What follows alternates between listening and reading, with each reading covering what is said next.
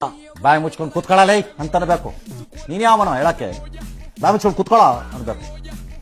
Operation ಸಿಂಧೂರದಲ್ಲಿ ಯಾವುದೇ ಒಬ್ಬ ಯೋಧ ಸತ್ತಿಲ್ಲ. ಈ ವಿಚಾರವನ್ನ ಲೋಕಸಭೆಯಲ್ಲಿ ರಕ್ಷಣಾ ಸಚಿವರಾದಂತಹ ರಾಜನಾಥ್ ಸಿಂಗ್ ಅವರು ಹೇಳಿಕೆ ಕೊಟ್ಟರು.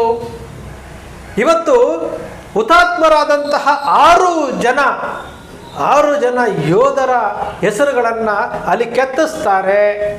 ಹಾಗಾದ್ರೆ ಇವರು ಲೋಕಸಭೆಯಲ್ಲಿ ಸುಳ್ಳು ಹೇಳಿದ್ದು ಯಾಕೆ? ಯಾರನ್ನ ಮೆಚ್ಚಲಿಕ್ಕೆ ಹೋಗ್ತಾ ಇದ್ದಾರೆ?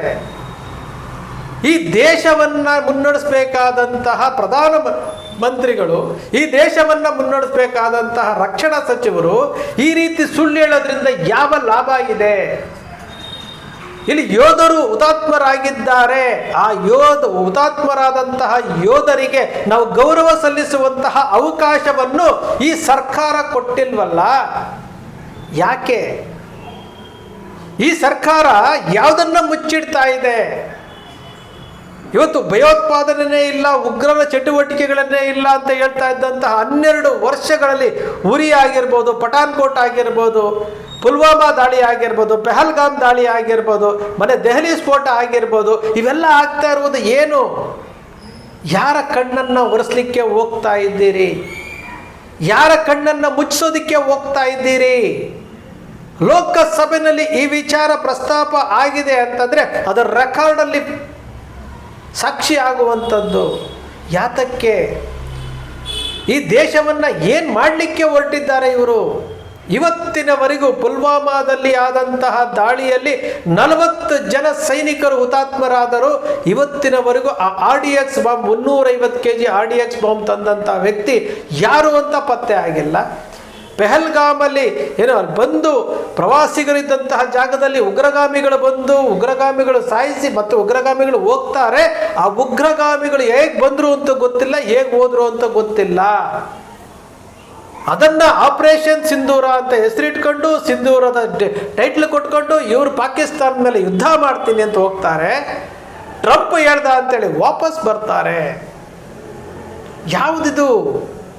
ಯಾವ ಸಂದೇಶ ಕೊಡ್ಲಿಕ್ಕೆ ಹೋಗ್ತಾ ಇದ್ದೀರಿ? ಒಂದು ಕಡೆ ಶ್ರೀರಾಮಚಂದ್ರನ ದೇವಸ್ಥಾನದಲ್ಲಿ ಕಳ್ಳತನ ಆಗುತ್ತೆ, 40 ಜನರ ಮೇಲೆ ಏನು FIR ಆಗಿದೆ ಅಂತ ಹೇಳ್ತಾ ಇದ್ದಾರೆ. ಒಂದು ಕಡೆ ದೇವರನ್ನು ಬಿಡ್ತಾ ಇಲ್ಲ, ಒಂದು ಕಡೆ ಸೈನಿಕರನ್ನು ಬಿಡ್ತಾ ಇಲ್ಲ, ಒಂದು ಕಡೆ ದೇಶವನ್ನು ಬಿಡ್ತಾ ಇಲ್ಲ, ಒಂದು ಕಡೆ ಧರ್ಮವನ್ನು ಬಿಡ್ತಾ ಇಲ್ಲ ಅಂತಂದ್ರೆ ಮತ್ತೆ ಯಾವ ರೀತಿ ಆಡಳಿತ ಮಾಡ್ತಾ ಇದ್ದೀರಿ? ಯಾವ ರೀತಿ ಆಡಳಿತ ಮಾಡ್ತಾ ಇದ್ದೀರಿ? ಈ ಜನಕ್ಕೆ ಅವ್ರು ಏನು ಮಾಡ್ತಾ ಇದ್ದಾರೆ ಅನ್ನೋದೇ ಗೊತ್ತಿಲ್ಲ. ಈ ಜನಕ್ಕೆ ನಾವು ಈ ದೇಶದ ಪ್ರಜೆಗಳನ್ನೋದೇ ಮರ್ತು ಬಿಟ್ಟಿದ್ದಾರೆ. ಯಾತಕ್ಕೆ ಅಂತಂದರೆ ಸರಿಯಾದಂತಹ ಮಾಹಿತಿಗಳು ಸಿಗ್ತಾ ಇಲ್ಲ. ಇವತ್ತು ನಾವು ಸರಿಯಾದಂತಹ ಮಾಹಿತಿಗಳು ಹೇಳಿದ್ರೆ ಅದು ದೇಶದ್ರೋಹದ ವಿಚಾರ. ಭಾರತೀಯ ಜನತಾ ಪಕ್ಷದ ತಪ್ಪುಗಳನ್ನು ಕೇಳಿದ್ರೆ ಅದು ದೇಶದ್ರೋಹದ ವಿಚಾರ ಅಂತ ಅಂಧಭಕ್ತರುಗಳು ಉಟ್ಕೊಂಡ್ಬರ್ತಾರೆ. ಈ ಅಂಧಭಕ್ತರು ಅಂದರೆ ಯಾರು? ಇಡೀ ದೇಶವನ್ನ, ದೇಶದ ವ್ಯವಸ್ಥೆಯನ್ನ, ಧರ್ಮದ ನಡುವೆ ಬೆಂಕಿ ಹಚ್ತಾ ಇರುವಂಥವರು ಬೇರೆ ಯಾರೂ ಅಲ್ಲ. ಈ 1%, 2% ಜನ. ನೀವು ಸೂಕ್ಷ್ಮವಾಗಿ ಗಮನಿಸಿ ನೋಡಿ. ಈ ಎಲ್ಲ ಕಾಲದಲ್ಲೂ ಈ 1%, 2% ಜನ ಇದ್ದಾರೆ. ಅವರ ಲಾಭಕ್ಕೋಸ್ಕರವಾಗಿ ಇಡೀ 98% ಭಾರತೀಯರನ್ನ ಏನು ಬಲಿ ಕೊಡ್ತಾ ಇದ್ದಾರೆ. ಅವರೇ ಈ ಅಂಧ ಭಕ್ತರಿಗೆ ಹೆಡ್ ಆಗಿರುವಂಥವರು ಅವರೇ ಸೃಷ್ಟಿ ಮಾಡುವಂಥದ್ದು, ಅವರೇ ಭಾವನಾತ್ಮಕ ವಿಚಾರಗಳನ್ನು ಮಾತಾಡುವಂಥದ್ದು, ಅವರೇ ದೇಶ ಅನ್ನೋದು, ಅವರೇ ಹಿಂದೂ ಧರ್ಮ ಅಪಾಯ ಅನ್ನೋದು, ದೇಶ ಪಾಕಿಸ್ತಾನ ಅನ್ನೋದು, ಚೀನಾ ಅನ್ನೋದು. ಇವತ್ತು ನಾವು ನೋಡ್ತಾ ಇದ್ದೀವಲ್ರಿ, ನಮ್ಮ ಭಾರತೀಯರು ಬಹಳಷ್ಟು ಜನ ವ್ಲಾಗ್ ಮಾಡಿಕೊಂಡು ಚೀನಾದಲ್ಲಿರುವಂತಹ ವ್ಯವಸ್ಥೆಯ ಬಗ್ಗೆ ನಮಗೆ ಸೋಷಿಯಲ್ ಮೀಡಿಯಾದಲ್ಲಿ ಯೂಟ್ಯೂಬ್ನಲ್ಲಿ ಹಾಕ್ತಾ ಇದ್ದಾರಲ್ಲ. ಹೇಗಿದೆ ರೀ ಚೀನಾ ಹೇಗಿದೆ? ಚೀನಾದ ನಮ್ಮ ಯಾರೊಬ್ಬರು ಆಂಧ್ರದವರೊಬ್ಬರು ಅಲ್ಲಿನ ಡೆವಲಪ್ಮೆಂಟ್ ಬಗ್ಗೆ, ಅಲ್ಲಿನ ಟೆಕ್ನಾಲಜಿ ಬಗ್ಗೆ ಹೇಳ್ತಾರೆ. ಹೇಗಿದೆ ಚೀನಾ? ಭಾರತ ಹೇಗಿದೆ? ಹಿಂದೂ ಮುಸ್ಲಿಂ ಅಂದ್ಕೊಂಡು ಹಿಂದೂ ಮುಸ್ಲಿಮನ್ನೇ ತೆಗೆದುಕೊಂಡು ಹೋಗಿ ಇವರು ಎಲೆಕ್ಷನ್ಗೆ ಗೆಲ್ತಾ ಇದ್ದಾರೆ. ಇವರಿಗೆ ಡೆವಲಪ್ಮೆಂಟ್ ಅನ್ನೋದು ಗೊತ್ತಿಲ್ಲ, ಇವರಿಗೆ ಡೆವಲಪ್ಮೆಂಟ್ ಅನ್ನೋದು ಬೇಕಾಗಿಲ್ಲ. ಎಲ್ಲ ರಾಜ್ಯದ ಮುಖ್ಯಮಂತ್ರಿಗಳು ಮಾಡ್ತಾ ಇರ್ಬೋದು ಏನು? ಧರ್ಮದ ನಡುವೆ ಬೆಂಕಿ ಹಚ್ತಾ ಇರುವಂಥ ಕೆಲಸ. ಯಾವನಾದರೂ ಡೆವಲಪ್ಮೆಂಟ್ ಬಗ್ಗೆ ಮಾತನಾಡ್ತಾ ಇದ್ದಾನ? ಅಯೋಧ್ಯ ಬಗ್ಗೆ ಸಿ ಟಿ ರವಿ ಹೇಳಿದ್ರಲ್ಲ, ಏನೋ ಹಣ ಕೊಡದೆ ಇರೋನು ಯಾವನು ಪ್ರಶ್ನೆ ಮಾಡಬಾರ್ದು ಅಂದ್ರಲ್ಲ, ನಮ್ಮ ಪಬ್ಲಿಕ್ ಟಿವಿಯ ರಂಗಣ್ಣ ಚೆನ್ನಾಗಿ ಹೇಳಿದ್ದಾರೆ, ಯಾವನವನು ಎಳ್ಕೊಂಬನ್ರಿ ಅವನಿಗೆ ಅಂತ. ನಿಜಕ್ಕೂ ಪಬ್ಲಿಕ್ ಟಿವಿಯ ರಂಗಣ್ಣ ಈ ರೀತಿಯಾಗಿ ಪ್ರಶ್ನೆ ಮಾಡ್ತಾರೆ ಅಂತಂದರೆ ಖುಷಿ ಆಗುತ್ತೆ. ಪಬ್ಲಿಕ್ ಟಿವಿಯ ರಂಗಣ್ಣ ಹೇಳಿರುವಂತಹ ಮಾತು ಏನೋ ಹಣ ಕೊಟ್ಟಿಲ್ಲದೆ ಇರುವನು ಪ್ರಶ್ನೆ ಮಾಡಬಾರ್ದು ಅಂತ ಸಿ.ಟಿ. ರವಿ ಹೇಳಿದ್ದಕ್ಕೆ ಯಾವನವನು ಕರ್ಕೊಂಬನ್ರಿ ಅವನಿಗೆ. ಈ ಪ್ರಶ್ನೆಗಳು ಪತ್ರಕರ್ತರ ಬಾಯಿನಲ್ಲಿ ಬರಬೇಕು. ಈ ಪ್ರಶ್ನೆಗಳು ಪತ್ರಕರ್ತರ ಬಾಯಿಯಲ್ಲಿ ಬಂದಾಗ ಮಾತ್ರ ಈ ದೇಶದಲ್ಲಿ ನಮ್ಮನ್ನು ಪ್ರಶ್ನೆ ಮಾಡೋರು ಇದ್ದಾರೆ ಅಂತೇಳಿ ರಾಜಕಾರಣಿಗಳು, ಜನಪ್ರತಿನಿಧಿಗಳು, ಪಕ್ಷಗಳು ಭಯ ಬೀಳ್ತವೆ. ನಿಜಕ್ಕೂ ಈ ಒಂದು ವಿಚಾರದಲ್ಲಿ ರಾಧಾ ಹಿರೇಗೌಡರಾಗಿರ್ಬೋದು, ಪಬ್ಲಿಕ್ ಟಿವಿಯ ರಂಗಣ್ಣವರು ಈಗ ಇತ್ತೀಚೆಗೆ ಆವಾಗ ಓಲೈಕೆಯನ್ನು ಬಿಟ್ಟು ಪ್ರಶ್ನೆ ಮಾಡ್ತಾ ಇದ್ದೀರಲ್ಲ, ರಾಧಕ್ಕ ರಾಮನಿಗೆ ಮೋಸ ಮಾಡಿದ್ರಿ ಅಂತ ಇದ್ದಾರೆ. ರಾಧಕ್ಕ ಮೊದಲಿಂದನೂ ಸಹ ಅನ್ಯಾಯದ ವಿರುದ್ಧ ಮಾತನಾಡ್ತಾರೆ. ಪಬ್ಲಿಕ್ ಟಿವಿಯ ರಂಗಣ್ಣ ಮಾತನಾಡ್ತಾ ಇರುವಂಥ ವಿಚಾರಕ್ಕೆ ಅದು ನಿಜಕ್ಕೂ ಖುಷಿ ಆಗುತ್ತೆ. ಒಬ್ಬ ಪತ್ರಕರ್ತ ಈ ರೀತಿ ಪ್ರಶ್ನೆ ಮಾಡಿದಾಗ ಮಾತ್ರ ಅವನು ಪತ್ರಕರ್ತ. ಇಲ್ದ ಹೋದರೆ ಅವನು ಮಾರ್ಕೆಟಿಂಗ್ ಎಕ್ಸಿಕ್ಯೂಟಿವ್, ಅವನು ಪಕ್ಷದ ಕಾರ್ಯಕರ್ತನ ರೀತಿಯಲ್ಲಿ ಕೆಲಸ ಮಾಡ್ತಾ ಇದ್ದಾನೆ. ಈ ರೀತಿ ಪರಿಗಣಿಸಬೇಕಾಗುತ್ತೆ. ರಾಮ ಮಂದಿರದಲ್ಲಿ 40 ಜನ ಕಳ್ಳರು ಸಿ ಕ್ಯಾಮ್ರಾಗೆ ಬಟ್ಟೆ ಸುತ್ತಿ ಕಳ್ತನ ಮಾಡ್ತಾ ಇದ್ದಾರೆ ಅಂತಂದ್ರೆ ಅದನ್ನು ಸಮರ್ಥನೆ ಮಾಡ್ಕೊಳ್ತಾ ಇರುವಂತಹ ಈ ರಾಜ್ಯದ ಮಾಜಿ ಸಚಿವ, ಹಾಲಿ ವಿಧಾನ ಪರಿಷತ್ ಸದಸ್ಯ ಆಗಿರುವಂಥ ಸಿ.ಟಿ. ರವಿ ಅಂತವ್ರು ಮಾತಾಡ್ತಾರೆ. ಅದು ಯಾರೋ ಒಬ್ಬ ಸಿದ್ಧಲಿಂಗ ಸ್ವಾಮಿ ಅಂತೆ, ಯಾವುದೋ ಒಂದು ಸ್ವಾಮೀಜಿ ಅಂತ ಇಟ್ಕೊಂಡದ್ದು, ಇವಾಗ ಶಿವಸೇನದ ಏನೋ ಒಂದು ಆಗಿದಾರಂತೆ. ಅವ್ರು ಹೇಳ್ತಾರೆ, ಯಾಕೆ ವಫ್ತ್ ಕಾಯ್ದೆನಲ್ಲಿ ಯಾರ್ಯಾರು ಇದು ಮಾಡಿದ್ರೆ ಅವ್ರ ಮೇಲೆ ಯಾಕೆ FIR ಆಗಿಲ್ಲ ಅಂತ.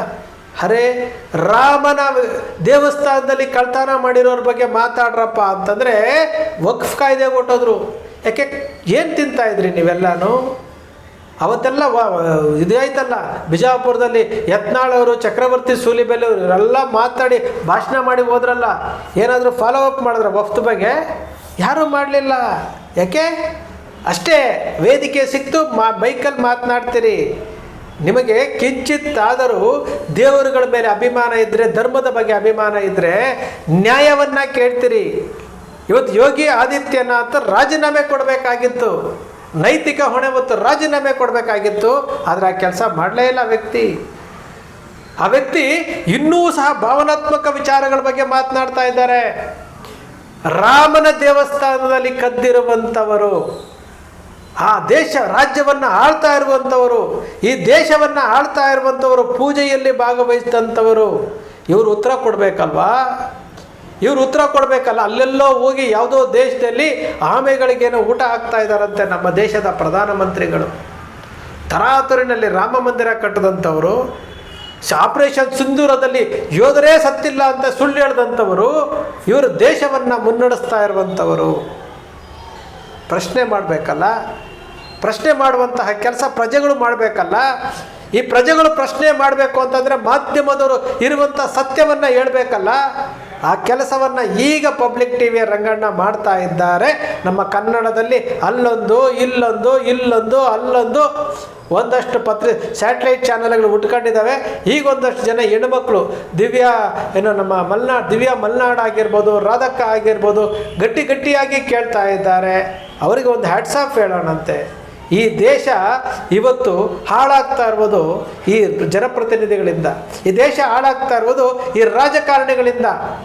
ಈ ದೇಶ ಪ್ರಜೆಗಳಿಂದ ಹಾಳಾಗ್ತಾ ಇಲ್ಲ, ಇವರ ಭಾವನೆಗಳನ್ನು ಬಿತ್ತಿ ಧರ್ಮದ ಹೆಸರಿನಲ್ಲಿ ಮಾಡ್ತಾ ಇರುವಂಥ ಸೈನಿಕರ ಹೆಸರಿನಲ್ಲಿ ರಾಜಕೀಯ ಮಾಡ್ತಾ ಇದ್ದಾರಲ್ಲ, ಇವರಿಗೆ ಧಿಕ್ಕಾರ ಹೇಳ್ಬೇಕಾಗತ್ತೆ ರೀ.